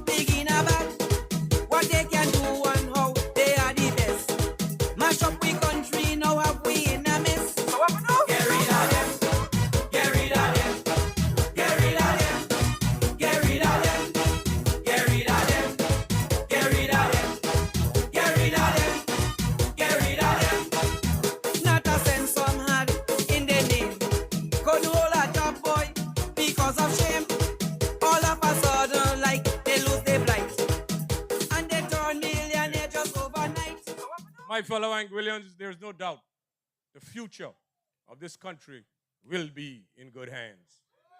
Will be in good hands. Prior preparation. Prior preparation. Jose, you're going to have to, at the next meeting, you're going to have to explain, because I thought it was the Speaker of the House that would have been responsible for the accolades that you mentioned with the CPA. I didn't know that. You probably will have to explain about that. I don't know if it required police to get the documentation, but at the end of the day, you know, you will have to explain that. The other thing that, in terms of your preparation, wonderful. You asked, when will they listen? Because I love questions. And you went through a long list of items that they were not listening to. When will the APM listen? You, the people of Anguilla, will have to make the APM listen. And the only way they will listen is by your vote come election day. So you got to put that up, and you got to put it on. Ladies and gentlemen, absolutely, there's no controversy in terms of leadership with the Anguilla United Front. We have a leader, and we have a deputy leader. The deputy leader is Mr. Cardigan Connor. Absolutely. And we ain't got no East and West leadership or division within this party, you know. And our leader is none other. And with God's help and your vote and support, the next and the first female premier of Anguilla, the Honorable Coretta Richardson Hodge. Take it away, Madam Leader. Wow. Take it away. Take it away. It's your turn. Talk to the people. Yeah. No fear. Shut it.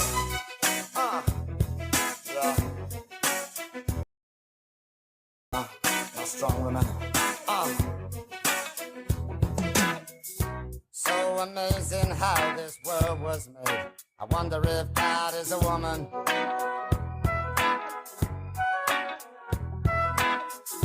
The gift of life astounds me to this day. I give it up for the woman.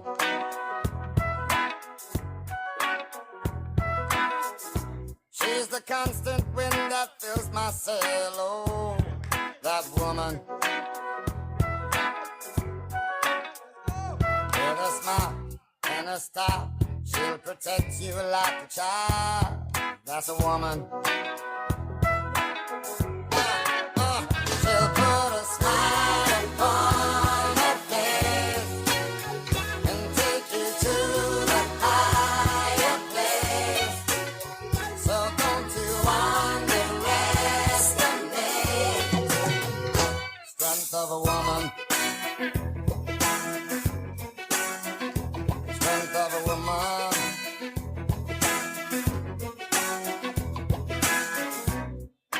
Woke up this morning, got up with a scent of a woman.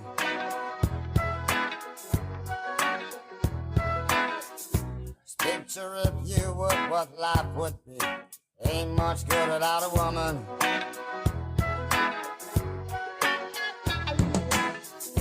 She can nag and be a constant pain. Oh, that woman.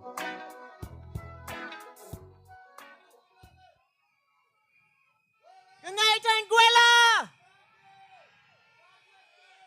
Good night, Road North constituency! Good night, Sandy Ground! Good night, good night, good night. Thank you for coming out in your numbers tonight.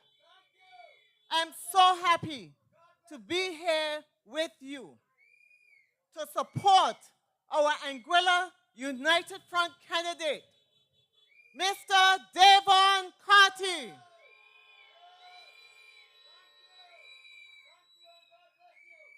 Tonight, I speak to you not just as the leader of the Anguilla United Front, but as a woman who knows what it means to struggle, to fight, and to rise above.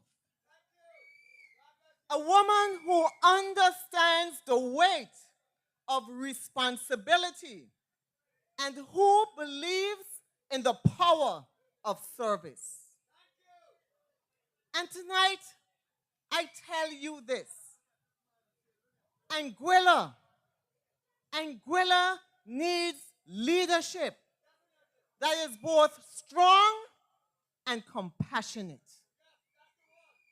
A government that does not speak only, but also listens. That does not just promise, but delivers. And for too long, we have had leaders who think that governing is about holding power rather than lifting people up. We have seen what happens when a government is out of touch, unaccountable, and unwilling to listen. And Road North, you have felt it. You have felt it in your pockets when your wages stayed the same, but the cost of food, electricity, and gas kept rising. You have felt it in your homes when you wondered how to stretch your paycheck to make it through the month. You have felt it in your hearts when you saw hard-working Anguillians pushed aside while outsiders took opportunities meant for you.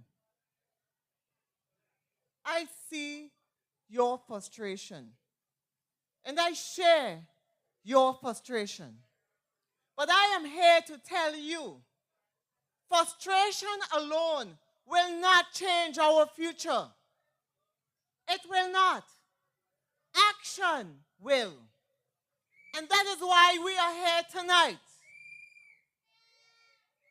The government campaigned on Anguillians first, but yet qualified Anguillians are continuously being pushed aside and overlooked. Examples can be found all across the private sector and all across government. But two of the most noted are at the tourist board and at health authority. And in both cases, qualified Anguillians were overlooked in favor of non-Anguillians. Are those the actions of a government that puts Anguilla first? Are those the actions of a government that puts Anguilla first? No. They will tell you that things are perfect and that they are moving the country forward. But tell me, do you feel that things are fine? Do you feel that things are fine? Are you better off today than when they were elected? Are you better off today than when they were elected? Can you afford more today than you could 4 years ago? Can you afford more today than you could 4 years ago? And do you feel safer, more secure, more confident in your future? Do you feel that this government has put you first? Well, if the answer is no, then you know that this government does not deserve another 5 years. They do not deserve another 5 years. Now, let's talk about this constituency, Road North, home to Sandy Ground, home to history, home to promise. This community is a pillar of Anguilla's economy. It is a hub for tourism, for small businesses, and for the maritime industry. It should be thriving, but it is not, because its potential has been ignored. Garbage piles up while foreign boats use Sandy Ground as a dumping ground. Local boat operators are pushed aside while cruise ship day trips benefit outsiders more than their own people. Charter boats from across the waters come fully loaded with food and drink, while small businesses in this special community struggle to keep up. They do not see what we see. They see a port. We see a community ready to rise. We see a sandy ground community ready to rise. And I promise you, an Anguilla United Front government will see you, invest in you, and empower you. Under the Anguilla United Front, we will develop sandy ground into a real economic hub with proper mooring, fueling stations, and modernized services.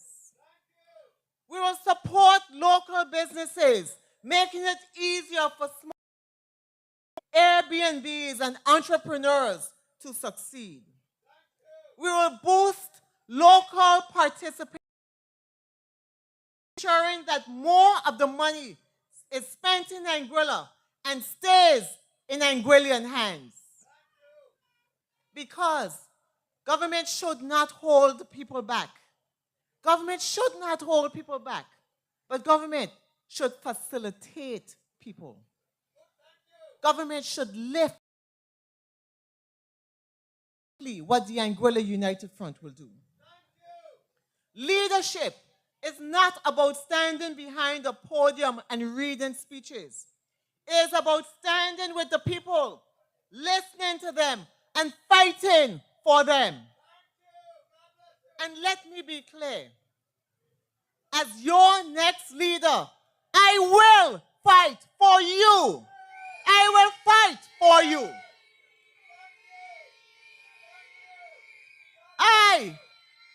We, the members of the Anguilla United Front, are offering a government that ensures that information, that decisions are data-driven, transparent, and accountable to you, the public. A participatory government and a system that truly puts Anguillians first. The Anguilla United Front is here to provide real plans with real solutions. We will ensure that all major government decisions, including large-scale projects, will be backed by clear, publicly available data to ensure transparency and accountability. All major government policies will include clear, step-by-step execution plans so that promises translate into measurable action. Elected officials will be required to justify key decisions using data and report to the public at the start of each budget cycle. Citizens will have a direct say in how government funds are allocated through regular budget consultations before finalization.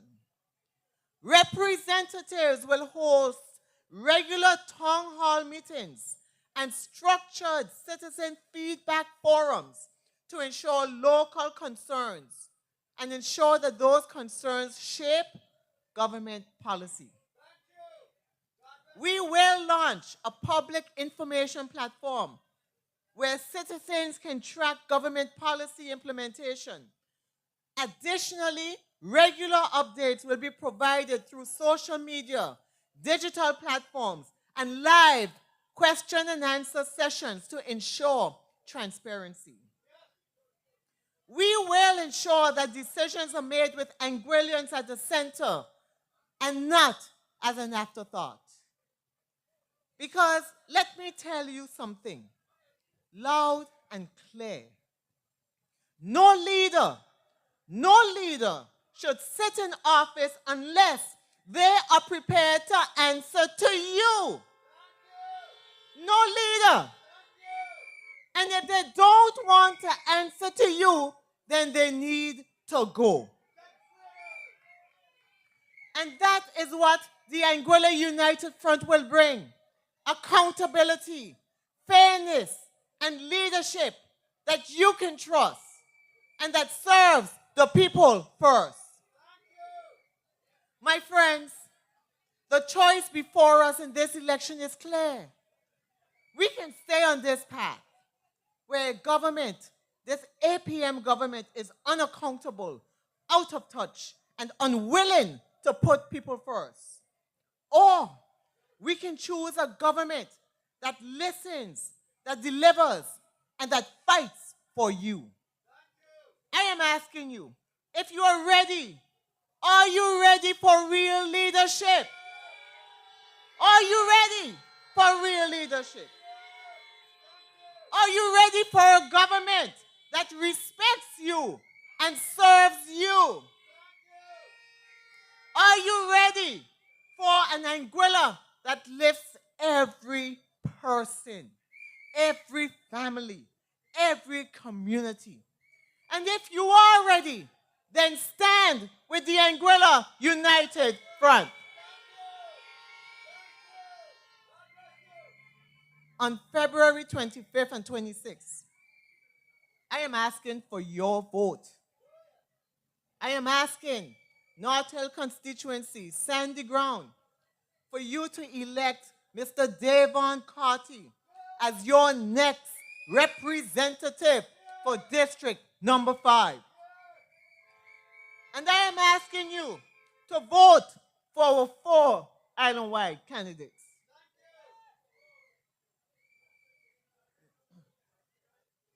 And I'm asking you to vote for a government which will finally put Anguilla and Anguillians first. No more neglect. No more excuses. No more wasted potential. The Anguilla United Front will be a government that sees you, a government that serves you, a government that puts you first. That is what we are building. Thank you. That is what we will deliver. Road North, the ideas, the plans, and the vision for Sandy Ground that you have heard me speak about tonight, it means something to Mr. DAVON CARTY. He has the ability to see the average, to see what is before him, and to envision something great, envision something spectacular for your constituency. So let's take back our country. Let's build the Anguilla that we deserve. Tonight, fellow Anguillians, I am asking for you to vote for the Anguilla United Front. Vote for the District 5 candidate, Mr. DAVON CARTY. Vote for the Honorable Jose Vanterpool. Vote for the Honorable Kyle Hodge. Vote for Mr. Jason Bryan. And vote for Mr. Evan McNeel Rogers. Vote right. Vote 5 lights. Thank you. May God bless you, and may God bless Anguilla.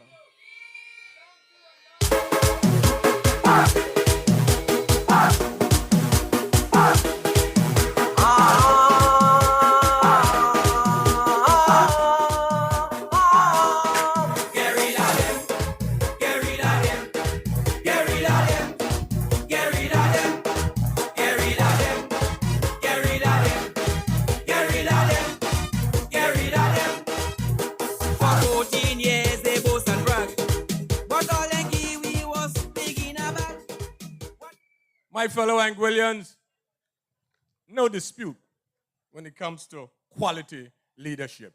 Prepared, ready to lead us forward and to help rebuild this country. The next speaker needs no introduction. But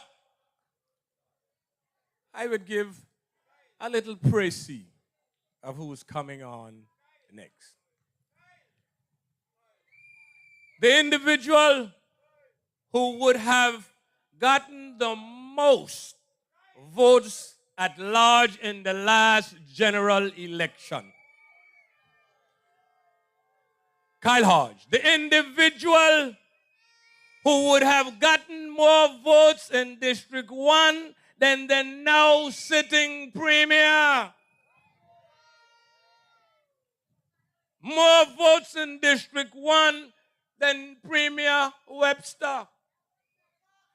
One person who would have been on that sinking ship and realized that he needs to get off because not only of the integrity, so to speak, but also the missed opportunities, the promises that they would have made during their election campaign and did not fulfill it. When they got in, they turned their backs on you. And Kyle said, hey, it's time to go and really associate myself with individuals and a party who put people first and have Anguilla at heart. Brother Kyle, you are a champion. We are glad to have you on board. Anguilla should be proud of you. Island-wide, they are proud of you. The United Front is proud of you. Come and talk to your people. Come on and talk to your people. The ground still tough. Still tough. Alma Mater tell we things wrong. Things wrong. Yeah. Now tell me if you see it like me. The words they speak are not true on TV. How can things be getting better when so much people still are suffer? Them the things that get better, but we can't see it. Can't see it, we can't. Them the money around right and over, but we still a feel it. Still a feel it. Can't sleep at night because we stress out. Every month and that time will kick out. Make our hands now meet. People line up on street. Change is what we need. Tell me if you're going through this, working all day and night and still can't live a good life. Tell me if you're going through this, the money where you make done before it reach your hand, my friend. Tell me if you're going through this. Now no money big gas start, so you can't to drive your car. Tell me if you're going through this. Every day I wonder if no better life, no day for you. Them the things that get better, but we can't see it. Good night to the people of Anguilla. Good night, District 5. Good night to North Hill. Good night to South Hill, Back Street. And good night, a special good night to Sandy Ground, a village that I was also raised in, the home across the road from us, the home of Dedet. May she rest in peace. I was raised in that home as a young little boy, me and my younger brother. Fellas like Jojo and Kalim, we learned to swim right here on that wharf in Sandy Ground. So it feels good to be in Sandy Ground. And you see that beacon? You see that beacon right there? When I jump off that boat in the middle of the night, that beautiful beacon shining bright. Can you point the cameras to that beacon? Look at that beautiful beacon. Putting people first. We are here to rescue Anguilla. And tonight, I am in a very conscious state of mind. People of Anguilla, we are at a crossroad in our nation's history. Tonight, I want to talk about leadership. I want to talk about real leadership and what it means to put the people of Anguilla first. I stand before you as someone who knows firsthand what happens when a government loses its way. When they promise no GST, I believe them. And many others believe them too. When they broke that promise, I had to make a choice. I either stay quiet for political convenience or stand up for you, the people of Anguilla. And I chose to stand with you. And I will always choose you, the people So that's why we are here tonight. Because District 5 deserves a representative who will also choose the people. A representative who will have the freedom and courage to speak up when it matters. A representative who understands that leadership isn't about falling in line and taking orders. It's about serving those who put their trust in you. District number 5, that man, your man, is DAVON CARTY. Let me talk about what's happening in government today. District 5. When was the last time you heard from your representative? When was the last time you heard your representative speak freely about your concerns? This isn't only about Coretta Richardson. This is also about an APM administration that doesn't want certain representatives to have a voice. When our government silences its own people in parliament, how can we expect them to listen to you, the people of District 5? When they don't have confidence in their own representative to speak at press conferences, how can you have confidence in his or their leadership? But tonight, we are here because choosing silence is not an option for District 5 anymore. The cost of comfort has become too high. You deserve a representative who does not just stand in parliament, but stands up in parliament, who doesn't just attend meetings, but speak up at meetings, who understands that courage isn't just about having a voice, it's about using that voice for you, the people of District 5. District 5, that's why, and I'm speaking to the people on the hill and back street. I'm speaking to the people on the hill in North Hill, and I'm speaking to the people and the voters in Sandy Ground.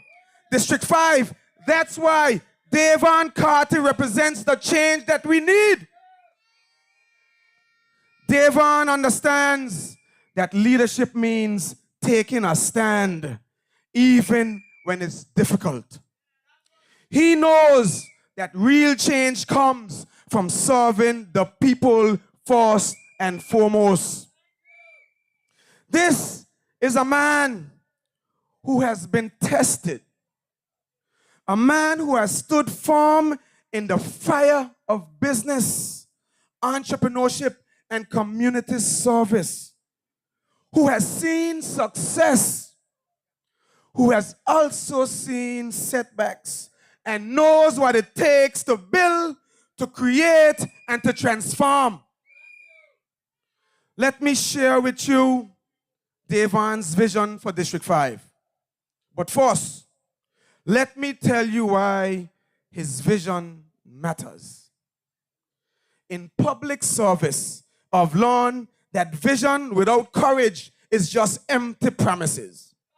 When I left my ministerial position because they betrayed their promises to you, I understood that leadership requires both vision and integrity. DAVON is not just another politician making promises.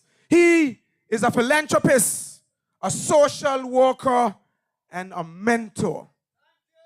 He has spent years helping young people turn their talents into careers through music, the creative economy, and educating people in intellectual property. He doesn't just see Sandy Ground for what it is today. He sees what it can become tomorrow. I will repeat that. He doesn't just see stand the ground for what it is today, but he sees what it can become tomorrow. That is vision that will be backed by action. And let me tell you about that vision for stand the ground and District number 5. Devon sees the untapped potential in District 5, particularly in stand the ground.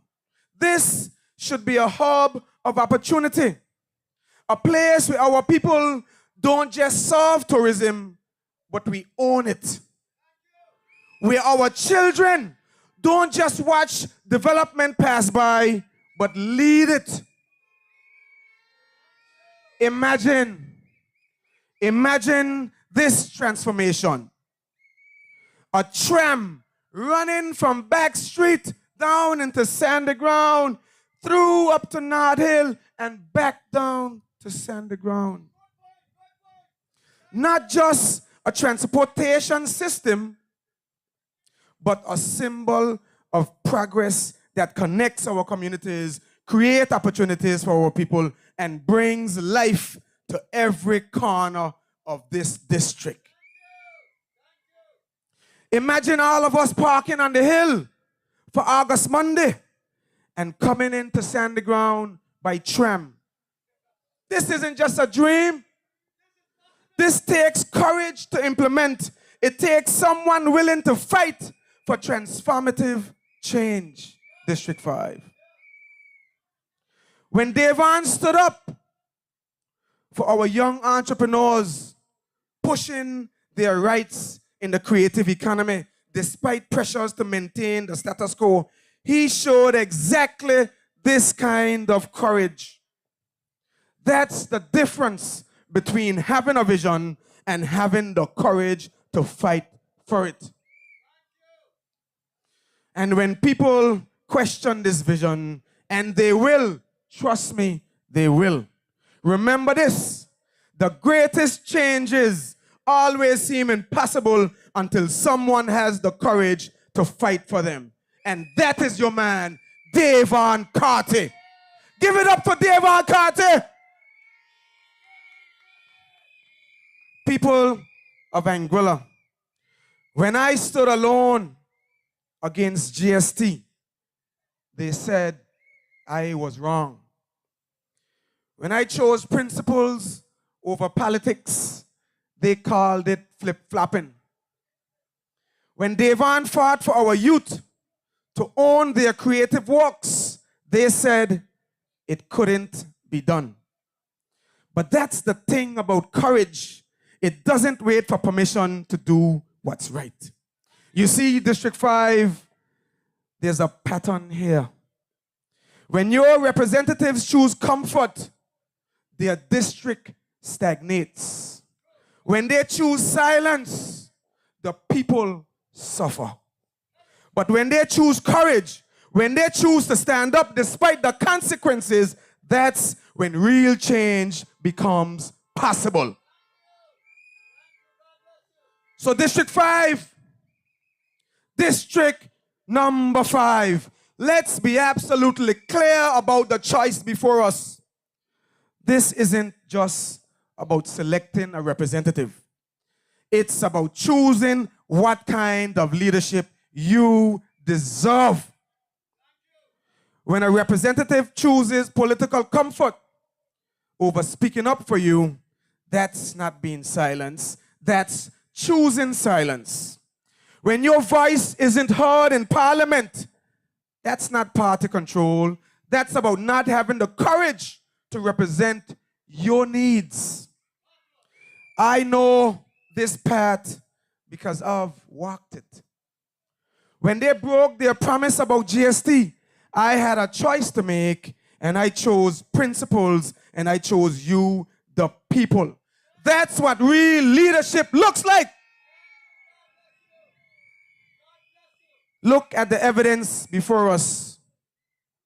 While some choose to whisper, Davon chooses to lead. When some, let me go over that. When some chooses to whisper, Davon chooses to speak. He's unafraid. While some choose to follow, Davon chooses to lead, his head held high. While some choose comfort, Davon, like me, chooses courage, determined to fight to the very end. District 5, you deserve a representative who will make that same choice, who will choose you over political comfort. A leader who understands that service means putting people first. That leader, District 5, is DAVON CARTY. So I ask you tonight, who do you trust to make the hard choices when it matters? Who do you trust to stand up against a system that demands silence in exchange for comfort? Who do you trust to work for you, not during an election, not just during an election, but every single day after? The answer is clear, District 5. Vote for leadership that has the courage to stand up for you. Vote for Mr. DAVON CARTY. Vote for courage over comfort. Vote for service over silence. Let us, District 5, elect a courageous man. Let us elect Mr. DAVON CARTY in District number 5. And when you go to the ballot box, and when you look on the right-hand side, you're going to see that beautiful beacon shining bright. Give us all 5 of your votes. Good night, Anguilla. Good night, District 5. Peace, love, and respect.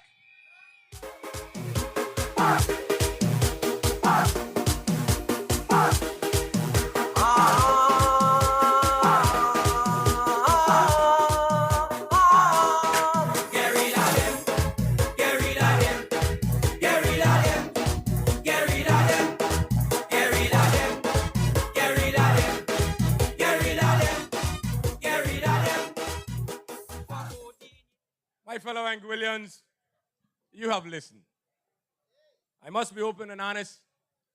Kyle's presentation, where's the chairman? I believe that recording should be played at least 3 times a week. What stood out to me, he said silence is too expensive in the representative for District 5. And he went through it because I took a bit of notes. He said political comfort as opposed to speaking up for you. He is talking about the present representative of District 5, Merrick. Political comfort as opposed to speaking up for you. There are only 2 references that I can point out here. 1, Brother Merrick is missing in action over the last 5 years. Is that the representative that you want? And when he is found, he seemed to be fast asleep at the wheel. So you have an opportunity to go out and vote for a person who will represent you, who really and truly doesn't care about the comfort, political comfort, but will speak up and represent you. My fellow Anguillians, that individual will be your next speaker. That individual, I'm asking you, the people in District number 5, to go out and support DAVON CARTY. You're going to hear all kind of nonsense. They're going to try to distract you with all kind of nonsense. This, that, the other, and all sorts of things. But you need a representative who will stand up and represent you. Not be missing in action or be fast asleep at the wheel. And to bring on DAVON, we're going to ask the former representative of District 5, the Honorable Everly Bradley. United front. Yeah, yeah. Moving together, moving united. We prioritize quality education. Ladies and gentlemen, colleagues, and in particular, the people of District 5, as well as all those who may be on the different social media platforms, a very pleasant good evening. My first word is a word of thanks to God Almighty for his protecting grace, love, and mercy as we journey through another election cycle. All I ask of all of you is that whatever you do, whatever you say, you do it with decency, respect. After the election cycle, we all have to coexist in this island together. However, I stand here this evening with a sense of pride as a former representative of this District 5 constituency, and to say that I shall forever be grateful for that great and glorious opportunity given to me in 2015 and 2020 to represent the people of District 5. I thank you for your love, for your support, and for your camaraderie you have extended to me over the years and continues to do so even up to this day, because you knew I looked after you and you also looked after me. Many of you have admitted that you made a mistake in 2020, but I urge you not to make the same mistake again this coming year. This Road North constituency has been an elusive one for many years for the AUF until I made my grand entrance on the stage, getting out of the starting blocks a bit late, but nevertheless proved to all that we in the AUF had the power, had the authority to capture this seat again. I made the decision to demit active politics, but I stand here tonight, proud and tall, to introduce and to wholeheartedly endorse a candidate who again will prove to you that we still have the power, the authority, the capability to recapture the seat from those who have demonstrated nothing short of incompetence and inability to effectively represent you, the people of District 5. I speak this evening and I endorse with pride none other than DAVON Carty, our 2025 representative in the Anguilla House of Assembly. While there are those who do whatever it takes to discredit Mr. Carty, we know that it is expected in the game of politics by those who will want to go low. But when they go low, we go high. DAVON Carty, a young man who I know from birth, grew up respectably, a man of talent, a man of maturity, a man of compassion, empathy, love, and great respect, a man who puts people first. A community worker who at the tender age of 17 was exposed to the social life and the ills of our community when he joined the welfare department at that time as a young social worker. Davon, having left that post, immersed himself into the private sector, where he worked for some time in his family-owned business, Mariners Hotel. As a philanthropist, Mr. Carty prides himself in giving, in helping out in his community, and wherever there is a need.